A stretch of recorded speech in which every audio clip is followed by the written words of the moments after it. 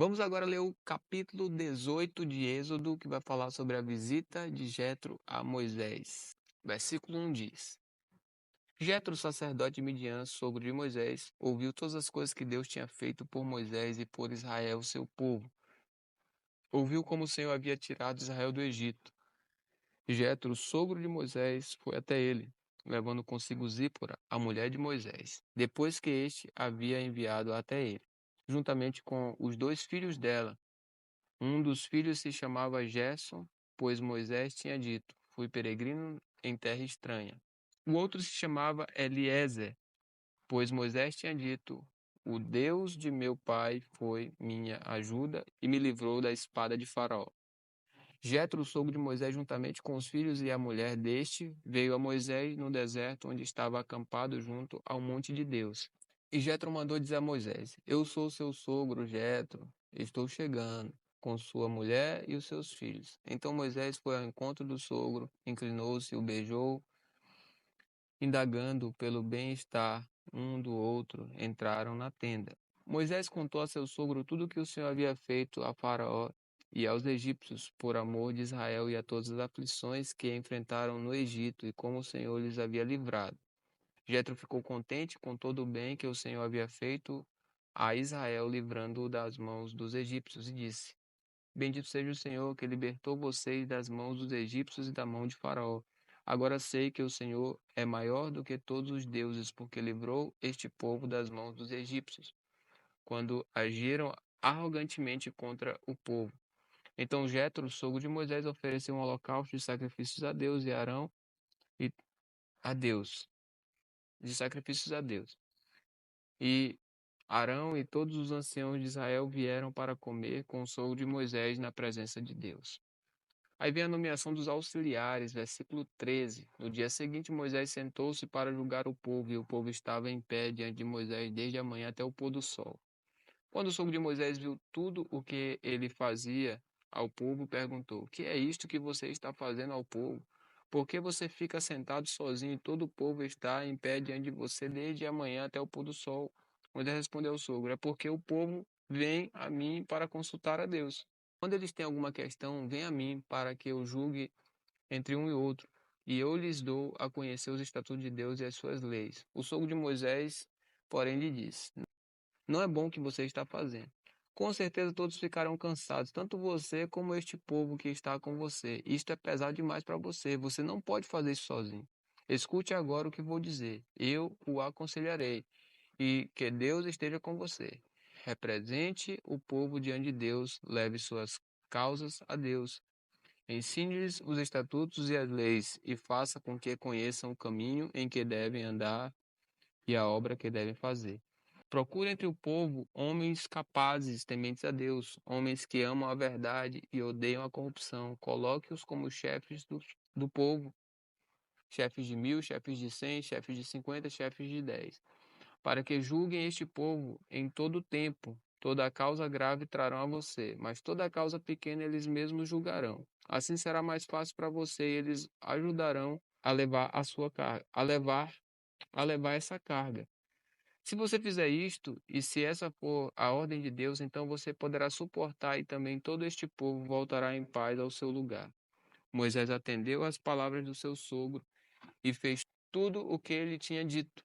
Escolheu homens capazes de todo Israel e os constituiu por chefes sobre o povo, chefes de 1.000, chefes de 100, chefes de 50 e chefes de 10.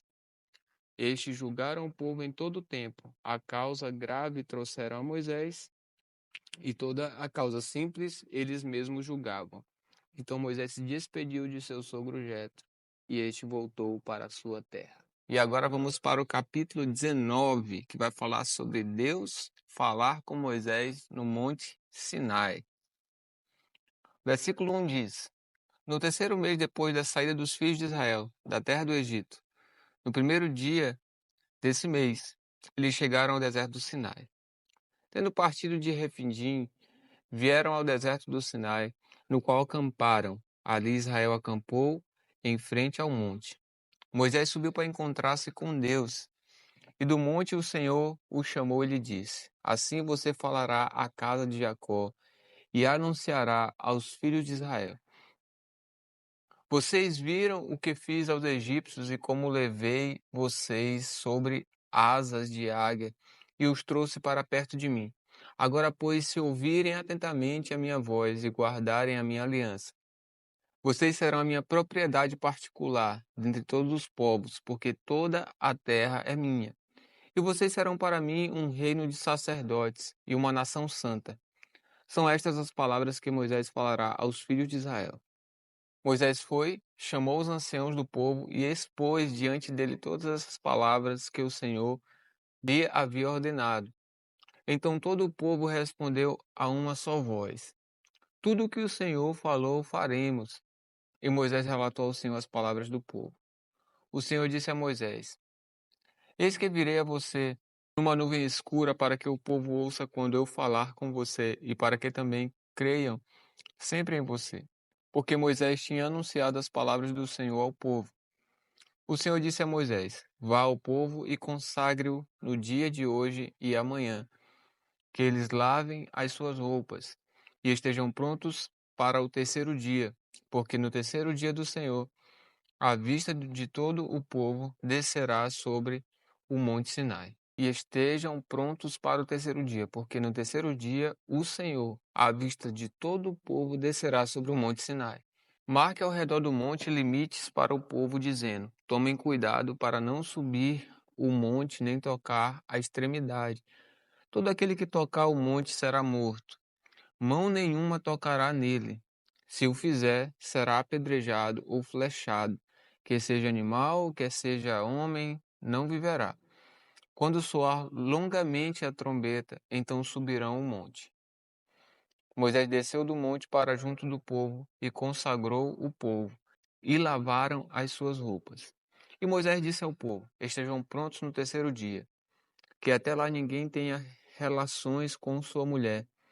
Ao amanhecer do terceiro dia houve trovões e relâmpagos.